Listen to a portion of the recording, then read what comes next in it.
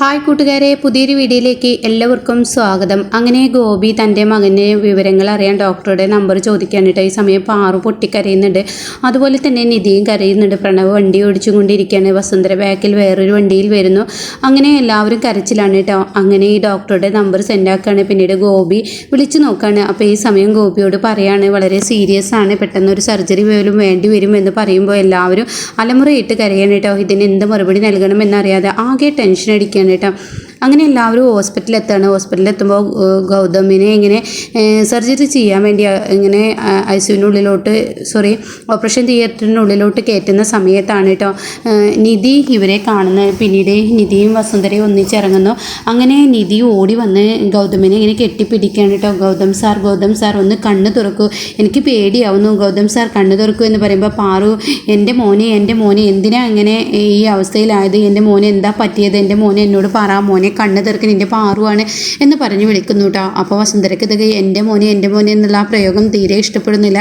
എന്നാൽ ഈ സമയം വസുന്ധര മാറി നിൽക്ക്, എൻ്റെ കുഞ്ഞില്ലാതെ ഒരു ജീവിതം എനിക്കില്ല, എൻ്റെ പൊന്നു മോനെ എന്ത് പറ്റി, ഈ അമ്മ നിനക്ക് വേണ്ടിയിട്ടില്ലടാ ജീവിക്കുന്നത് എന്നൊക്കെ പറഞ്ഞിട്ട് ഇങ്ങനെ കരയാണ് കേട്ടോ. അപ്പോൾ ഡോക്ടർ പറയാണ്, നിങ്ങളൊക്കെ ഒന്ന് മാറി നിൽക്ക്, പെട്ടെന്ന് ഓപ്പറേഷൻ തിയേറ്ററിലോട്ട് കയറ്റട്ടെ, വലിയൊരു സർജറി തന്നെ തലയ്ക്ക് വേണം എന്ന് പറയാൻ കേട്ടോ. അപ്പോൾ ഇത് കേൾക്കുന്ന നിധി ആകെ തളരാണ് കേട്ടോ.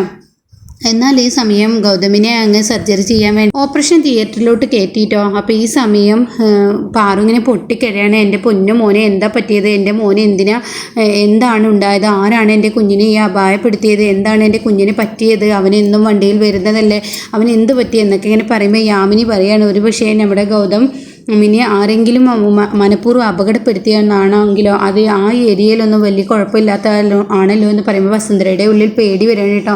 വസുന്ധര ഇങ്ങനെ ഒരുപക്ഷെ മിഥുനായിരിക്കുമോ ചെയ്തിട്ടുണ്ടാവുക, ഈ നിധിക്ക് വേണ്ടി എൻ്റെ മോനെ ഇല്ലാതാക്കാൻ നോക്കിയതാണോ എന്നിങ്ങനെ വസുന്ധരക്കുള്ളിൽ വരികയാണ് കേട്ടോ. അങ്ങനെ വസുന്ധര ആകെ ടെൻഷനാവാണ്. ഈ സമയം പാറു വീണ്ടും പൊട്ടിക്കരയാണ്, എൻ്റെ പൊന്നു മോനെ എന്താ പറ്റിയത്, ഈ അമ്മയ്ക്ക് നീ ഇല്ലാതെ ജീവിക്കാൻ കഴിയില്ല മോനെ, എൻ്റെ പൊന്നു മോനെ, എന്നാലും എൻ്റെ നിധിയുടെ ജാതകം കൊണ്ട് തീർച്ചയായും എൻ്റെ ഗൗതമോൻ തിരിച്ചു വരും, എനിക്ക് വരുമല്ലേ ഗോപിയേട്ടാ, നിധിയുടെ ജാതകം എൻ്റെ ഗൗതമോനെ രക്ഷിക്കില്ലേ, അതുകൊണ്ടല്ലേ ഞാൻ എൻ്റെ നിധിയെ, എൻ്റെ ജാതക ചേർച്ചയുള്ള നിധിയെ ഞാൻ അവന് കല്യാണം കഴിപ്പിച്ച് കൊടുത്തത്, അപ്പോൾ അവളുടെ ജാതകത്തിന് ഗുണം കൊണ്ട് എൻ്റെ കുഞ്ഞ് രക്ഷപ്പെടില്ല എന്നൊക്കെ ഇങ്ങനെ പറഞ്ഞ് അങ്ങ് പറഞ്ഞിങ്ങനെ കരയുന്ന സമയത്ത് വസുന്ധര അങ്ങ് പൊട്ടിത്തെറിയാണ് കേട്ടോ.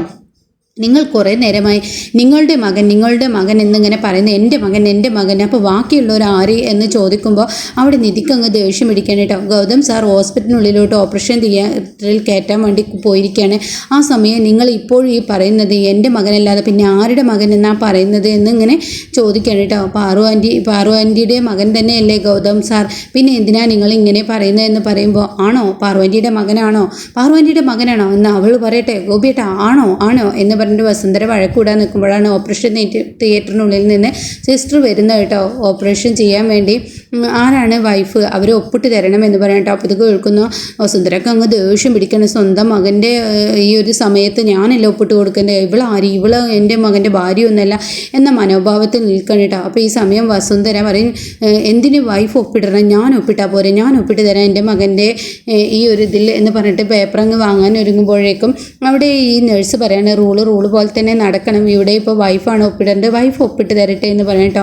അപ്പോൾ ഇത് കേൾക്കുമ്പോൾ പാറു അവിടെ വരികയാണ്, വസു നീ ഇപ്പോൾ ഇതിനിടയ്ക്ക് വഴക്ക് കൂടല്ലേ, നമ്മുടെ മകൻ ഏത് അവസ്ഥയിലാണെന്ന് നിനക്ക് നന്നായി അറിയില്ല, അവൻ്റെ ഓപ്പറേഷൻ നടക്കട്ടെ, ആരൊപ്പിട്ടാലും നമ്മുടെ മോനെ നമുക്ക് തിരിച്ച് കിട്ടിയാൽ പോരെ, അത് പോരെ, എന്തിനാണ് ഇവിടെ വെറുതെ ഒരു വഴക്ക് എന്നൊക്കെ ചോദിക്കുമ്പോൾ വസു ഒന്ന് ഒതുങ്ങി കൊടുക്കണം കേട്ടോ. അങ്ങനെ വസു പിന്നീട് ആ ഒപ്പ് നിധി ഇട്ട് കൊടുക്കുമ്പോൾ വസുവിനെ ഇങ്ങനെ നോക്കുന്നുണ്ട്. അതൊട്ടും തന്നെ ഒരു ആക്കിയ നോട്ടമാണെന്ന് വസുന്ധരക്ക് മനസ്സിലാവാണ്. അങ്ങനെ വസുന്ധര ദേഷ്യത്തോടു കൂടി നോക്കുകയാണ് കേട്ടോ. എന്നാൽ ഈ സമയം നിധി വസുന്ധരയെ കേട്ടോ. അങ്ങനെ ഈ ഒപ്പിട്ട് കൊടുക്കൽ കഴിഞ്ഞിട്ട് വസുന്ധര ദേഷ്യപ്പെടുകയാണ്, ഇനി എന്ത് കാണാനാണ് ഇവിടെ നിൽക്കുന്നത്, എൻ്റെ മകനാണ്, എൻ്റെ മകൻ്റെ കൂടെ ആര് ജീവിക്കണ്ട എന്ന് തീരുമാനിക്കുന്നത് ഞാനാണ്, നിനക്ക് എന്താ ഇവിടെ റോൾ എന്ന് ചോദിക്കുമ്പോൾ നിധി അങ്ങ് ദേഷ്യപ്പെടുകയാണ് കേട്ടോ. എനിക്ക് എൻ്റെ ഗൗതം സാറിനെ കാണണം, എൻ്റെ ഗൗതം സാറിൻ്റെ വിവരം എനിക്ക് അറിയണമെന്ന് പറഞ്ഞിട്ട് ആ ഒരു ഓപ്പറേഷൻ തിയേറ്ററിൻ്റെ ആ ഒരു ഗ്ലാസ്സിലൂടെ നിധി നോക്കാൻ ഒരുങ്ങുമ്പോൾ, നീ എൻ്റെ മകനെ കാണണ്ട, മാറി നിൽക്കുക എന്ന് പറയട്ടെ. അപ്പോൾ അത് കേൾക്കുന്ന പാറു പറയണേ, വസു നിനക്ക് എന്താ പറ്റിയത്, നമ്മുടെ ഗൗതം മോൻ ഈ അവസ്ഥയിൽ കിടക്കുമ്പോൾ നീ ഇവള് അവൻ്റെ ഭാര്യയാണ്, ഇവനോട് വഴക്കിട ആര് ഭാര്യ, ആരുടെ ഭാര്യ? ജാതകം ശരിയാക്കാൻ വേണ്ടി ഒരു വാഴയെ കല്യാണം കഴിച്ച പോലെ വാഴയുടെ സ്ഥാനത്താണ് ഞാൻ ഇവളെ കാണുന്നത്. എൻ്റെ മോൻ വേറെ താലി കെട്ടാതെ എനിക്കിഷ്ടമുള്ള ഒരു പെൺകുട്ടിയെ താലി കെട്ടോ. അങ്ങനെ പറഞ്ഞിട്ട് നിധി ഒരൊറ്റ തള്ളങ്ങ് തള്ളുമ്പോൾ നിധി അങ്ങ് ചെന്ന് വീഴാൻ പോവാണ് കേട്ടോ. അതേസമയം നിധി അങ്ങ് കണ്ണും തുറിച്ച് എണീറ്റിട്ട് വസുന്ധരയോട് പറയും, നിങ്ങൾ എന്താ വിചാരിച്ചിരിക്കുന്നത്? നിങ്ങൾ പറയുമ്പോൾ ഇറങ്ങിപ്പോവാൻ, നിങ്ങൾ പറയുമ്പോൾ കയറി വരാൻ ഞാൻ നിങ്ങളുടെ അടിമയാണെന്ന് നിങ്ങൾ വിചാരിക്കുന്നുണ്ടോ? നിങ്ങളുടെ അടുത്ത് പണമുണ്ടായിരിക്കും, എന്നാൽ ഈ നിധിയുടെ അടുത്ത് പണം ഉണ്ടാവില്ല. പക്ഷേ നിധി ഒരിക്കലും ഒരാളുടെ മുന്നിൽ അടിയറവ് വെച്ച് ജീവിച്ചിട്ടില്ല. അതുകൊണ്ട് തന്നെ എന്നോട് ഇങ്ങനെയുള്ള സംസാരങ്ങൾ നിങ്ങൾക്ക് വേണ്ട എന്ന് പറഞ്ഞിട്ട് ആരടി നീ എന്നെ പഠിപ്പിക്കാൻ എന്ന് പറയട്ടോ. ഇതേ സമയം നിധി പറയും, വേണ്ട എന്ന് പറഞ്ഞു. എൻ്റെ ഭർത്താവ് ഇവിടെ കിടക്കുന്നുണ്ടെങ്കിൽ സർജറി കഴിഞ്ഞ് എൻ്റെ ഭർത്താവിനെ കണ്ട് അവർക്ക് വേണ്ടത് ഞാൻ പരിപാലിച്ച് തന്നെ ഇവിടെ നിന്നും പോവുള്ളൂ എന്ന് പറയുമ്പോൾ വസുന്ധര, എന്നാൽ എനിക്കത് കാണണമല്ലോ, നീ ഇവിടെ നിൽക്കരുത് എന്ന് പറയണം കേട്ടോ. അപ്പോൾ ഇത് കേൾക്കുന്ന പാറുവും ഗോപിയും പറയണം, എന്തിനാണ് വസു വെറുതെ ഒരു പ്രശ്നം ഉണ്ടാക്കുന്നത്? ഗൗതമിൻ്റെ ഭാര്യയല്ലേ നിധി, അവളെ എന്തിനാ എങ്ങനെയൊക്കെ പറയുന്നത് എന്ന് പറയുമ്പോൾ ഏട്ടനും ഏട്ടത്തി ഇക്കാര്യത്തിൽ ഇടപെടണ്ട, എന്നെക്കൊണ്ട് എല്ലാ സത്യങ്ങളും പറയിപ്പിക്കണ്ട. 30 വർഷങ്ങൾക്ക് മുന്നേ കഴിഞ്ഞുപോയ കഥകളെല്ലാം മറന്നു കിടക്കണേ.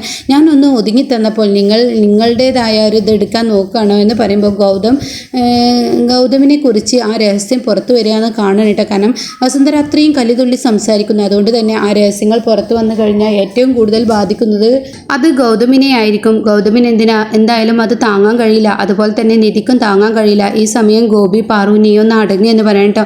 ഇതേ സമയം നിധി പറയും, ഞാൻ പോവില്ല, എൻ്റെ ഭർത്താവ് ഓപ്പറേഷൻ തിയേറ്ററിൽ കയറ്റിയിട്ടുണ്ടെങ്കിൽ ഞാനിവിടെ ഉണ്ടാവും, എൻ്റെ ഭർത്താവാണ്. ആരടി നിൻ്റെ ഭർത്താവ്? നിന്നോടല്ലടി ഇവിടെ നിന്നും പോവാൻ പറഞ്ഞത്, പിന്നെ എന്ത് കാണാനാടി നീ ഇവിടെ നിൽക്കുന്നത് എന്ന് പറഞ്ഞ് വസുന്ധര അങ്ങ് പൊട്ടിത്തെറുക്കുമ്പോൾ പാറു പറയാണ്, മോളെ നീ പൊയ്ക്കോ, നീ ഇവിടെ പ്രശ്നം ഉണ്ടാക്കണ്ട, നമ്മുടെ ഗൗതമിന് വേണ്ടി നീ ഇവിടെ നിന്നിട്ട് കാര്യമില്ല, നീ അമ്പലത്തിൽ പോയി അവന് വേണ്ട വഴിപാട് ചെയ്യും. എൻ്റെ മോള് പറഞ്ഞ ദൈവം കിളി കേൾക്കാതിരിക്കില്ല, എൻ്റെ മോളാണ് ഇനി ഗൗതമിനെ രക്ഷിക്കാൻ കഴിയുള്ളൂ എന്ന് പറയട്ടോ. അങ്ങനെ നിധി അവിടെ നിന്നും ഇറങ്ങാണ്. എന്നാൽ ഈ സമയം നിധി പിന്നീട് അമ്പലത്തിലോട്ടായിരിക്കും പോവുക. അമ്പലത്തിൽ ചെന്ന് നിധി പ്രാർത്ഥിക്കുന്ന പ്രാർത്ഥനകൾ അങ്ങ് ഫലിക്കുകയും പിന്നീട് ഗൗതം തന്നെ വസുന്ധരക്ക് തിരിച്ചടി കൊടുക്കുന്നുണ്ട് കേട്ടോ. ഇവിടുന്ന് അങ്ങാണ് ഗൗതം ഇനി കുറച്ച് വസുന്ധരയെ വെറുത്ത് വസുന്ധര ആരാണെന്നും വസുന്ധര എന്താണെന്നും ഗൗതം അറിയാൻ പോകുന്നു. അതോടുകൂടി പാറുവിനൊപ്പം നിധിക്കൊപ്പം ഒറ്റക്കൈയായി വസുന്ധര നിൽക്കും. അങ്ങനെ ആ വീട് 2 വീടായി മാറുന്ന ആ ഒരു അവസ്ഥയാണ് കേട്ടോ ഇനി വരാനിരിക്കുന്നത്. ഇതേ സമയം പ്രണവും ശിവാനിയും കൂടി ചെറുതായി അങ്ങ് പ്രണയം പൂവിടുകയാണ്. അതിന് വഴിവെച്ച് കൊടുക്കുന്നത് വസുന്ധര തന്നെയാണ്. കാരണം വസുന്ധരയ്ക്ക് പ്രണവ് എന്തായാലും പാറുവിൻ്റെയും ഗോപിയുടെയും മകനാണല്ലോ. അതുകൊണ്ട് തന്നെ കുടുംബം തകർന്നാൽ യാതൊരു കുഴപ്പമില്ല. എന്നാൽ അതുപോലെയല്ല ഗൗതം. അതുകൊണ്ട് ഗൗതമിനെ ഒരു അടിമയെ പോലെ വളർത്താനായിരുന്നു വസുന്ധരയുടെ ഉദ്ദേശം. ഇനി ഈ ഒരു ശിവാനിയും പ്രണവും തമ്മിലുള്ള വിവാഹം നടക്കുകയും പിന്നീട് ഈ ശിവാനിയുടെ യഥാർത്ഥ മുഖം തിരിച്ചറിയുകയും പിന്നീട് അങ്ങോട്ട് വസുന്ധരക്ക് തിരിച്ചറിയുടെ കാലഘട്ടങ്ങളാണ് കേട്ടോ. എന്നാൽ ഈ സമയം ഇവിടെ ഇപ്പുറത്ത് ഗൗതവും നിധിയും കൂടി അവരുടെ ജീവിതം തുടങ്ങുകയും പിന്നീട് നിധി ഗർഭിണിയാവുകയും അങ്ങനെ നല്ല കിടുക്കൻ സീനുകളൊക്കെ വരാനിരിക്കുന്നുണ്ട്. അപ്പോൾ എല്ലാ കൂട്ടുകാരും ആദ്യമായിട്ടാണ് ചാനൽ വരുന്നതെങ്കിൽ ഒന്ന് സബ്സ്ക്രൈബ് ചെയ്തും വീഡിയോ ലൈക്ക് ചെയ്തും അതുപോലെ തന്നെ വളരെ നേരത്തെ തന്നെ അപ്കമിംഗ് ആയും ഡെയിലി എപ്പിസോഡും ഈ ചാനലിൽ തന്നെ ഇടുന്നതായിരിക്കും കേട്ടോ.